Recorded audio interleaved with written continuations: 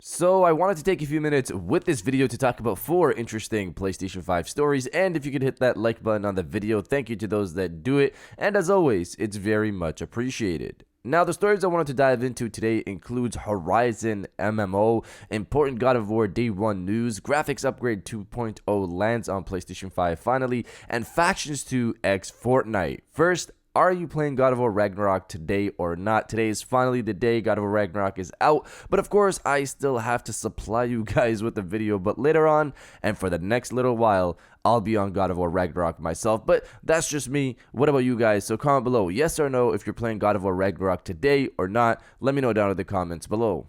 Now diving into the first story of the video, Factions 2 x Fortnite. Reading from Games Radar, Fortnite Battle Pass designer Anders Howard has joined Naughty Dog to take a leading role in designing monetization strategies for the company ahead of the launch of the Last of Us multiplayer game. Howard announced the move on Twitter, posting a picture of himself at the Naughty Dog office in Santa Monica, California with the message, "Hell yeah," as noted by The Gamer. Howard's LinkedIn page notes that he's joined Naughty Dog as a principal monetization designer starting in November 2022. While Howard joins Naughty Dog from Ubisoft Stockholm, his most notable credits are from the 7 years he spent at Epic, where he helped form the core of Battle Pass progression strategy and worked on 12 seasons of content through that system. He also helped introduce Battle Pass progression to Rocket League and Fall Guys. So this is amazing news because this tells us that with Factions 2, Naughty Dog wants to have a proper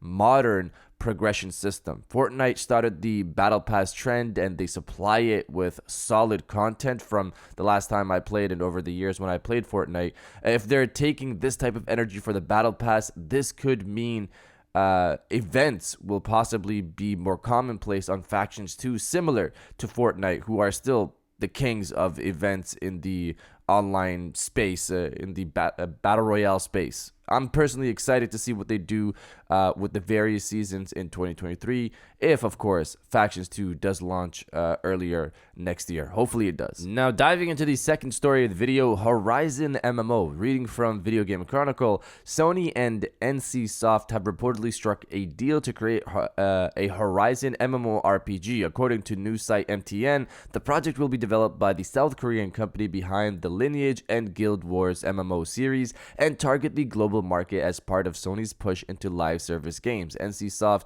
is currently recruiting developers to work on the title, which is set to be listed as Project H in job ads. So I'm not familiar with the games the studio makes, but I'd assume there's a certain level of trust if Sony was okay with giving them the Horizon IP, but MMOs are not my thing personally, so maybe I'll check it out for it being in the Horizon universe. Maybe. We'll see. But you guys let me know if you like MMO games or not. Let me know down in the comments below.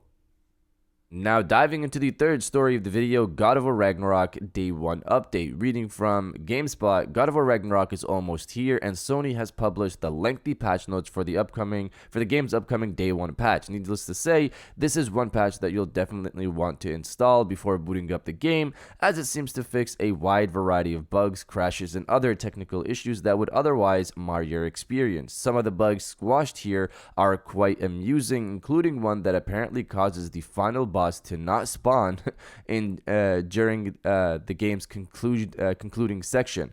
That would be pretty anticlimactic. The same goes for multiple loading issues that cause the player to fall out of the world and several of the game's key quests. Other problems fixed includes missing map markers, incorrect boss health bars, blank lore entries, lingering subtitles, and hard crashes during key quests. Altogether, it seems like a big step forward for the game's stability. Also, it makes the first Resurrection Stone free, which is a nice touch on the part of the developers. So basically, if you're on disc, I guess make sure to download the Day 1 patch because there's a lot in here.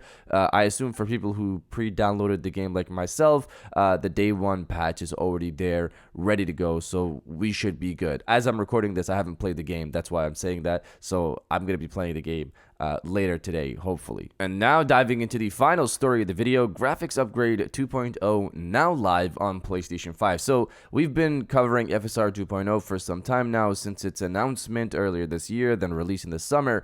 FSR 2.0 is the upgraded version of AMD Fidelity FX Super Resolution. That technology, it's upscaling technology that allows games to run at a lower native resolution, so 1440p for example, instead of native 4K, and they'll upscale that image to 4K, but now the game can run at a higher FPS. From earlier tests, the image quality apparently is as good or sometimes even better than native resolution, which is a big thing to say. Obviously, in the console space, this tech is very useful because we can get more games running at 60 FPS while maintaining that native 4K image quality that we want. So it's not necessarily native 4K, but the image quality looks as good as 4K, so the regular user will not be able to tell, like most gamers.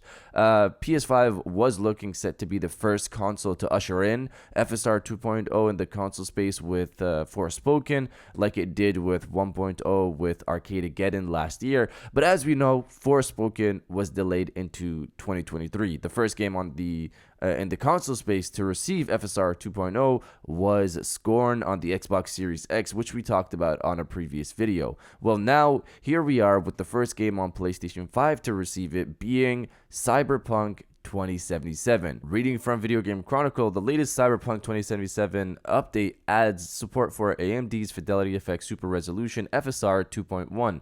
The PC and current gen versions of the game will now support the upscaling tech, which theoretically should mean improved performance. In theory, the addition of FSR 2.1 support to Cyberpunk 2077 should mean the game can render at a lower native resolution, improving frame rate, then use FSR to upscale to a higher resolution with results that should be barely distinguishable from native resolutions. So there you have it. I hope more games will get FSR 2.0 as well, and of course I'll be covering those on the channel. But you guys let me know if you're interested in Cyberpunk 2077 anymore or not. Let me know down in the comments below. And if you guys did enjoy this video, please hit that like button as it always helps, and subscribe if you're new. I got new videos every Monday, Wednesday, and Friday, and now I'll check you guys out on the next one. And welcome back to the after show. This is the part of the video where we have a little fun down in the comments below. If you're old, welcome back. If you're new, welcome. For today's thing, what I want you guys to do is to body, obliterate, destroy, and overall harass the comment section with "It is finally God of War Day." It is finally the day we're going to be playing God of War Ragnarok. It's been a long time coming. We've been waiting for this for, I guess, 2 years now. I'm excited. I can't wait to finally get my hands on this game, play it later today, dive into the world, explore the continuation of the story. I'm super pumped, and I'm assuming you guys are as well. So destroy the comment section with "It is finally God of War Day," and I'll definitely heart those comments like I always do because I appreciate everybody who stays to the end of my videos. And now I'll check you guys out on the next one.